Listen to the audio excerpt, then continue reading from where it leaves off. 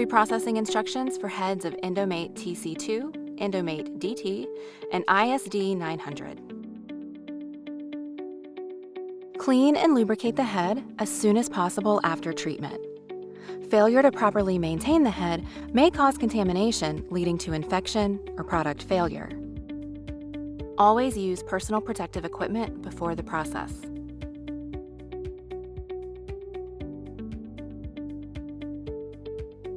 Remove the file or drill. Use disinfection wipes or an alcohol-soaked cloth to wipe the outer surface of the head and the motor. Remove the head from the motor and take it to the contaminated area of the sterilization room. Thoroughly clean the external surface of the head with a soft toothbrush under running water. Clean inside and around the chuck or the burr insertion hole using an interdental brush. Wipe it dry with a paper towel. Mount the spear-shaped nozzle that comes along with Panaspray and leave it on. If it's missing, you can order the nozzle using part number Z020010. Shake the can 3 to 4 times.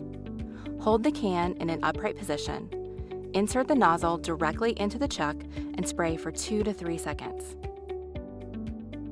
Mount the F-type nozzle adapter, part number Z256090. This goes on top of the spear nozzle and is used to lubricate the back of the head for the main lubrication. Cover the head properly using a paper towel. Insert the nozzle to the back of the head all the way in and spray for 2 to 3 seconds until the clear oil comes out of the head. If you notice black debris coming out of the head, repeat this process again until the discharged oil is completely clear. Autoclave sterilization is recommended. Insert sterilizable components into a U.S. FDA-cleared sterilization pouch compliant to ISO 11607-1. Seal the pouch. Use this chart for temperature and timing.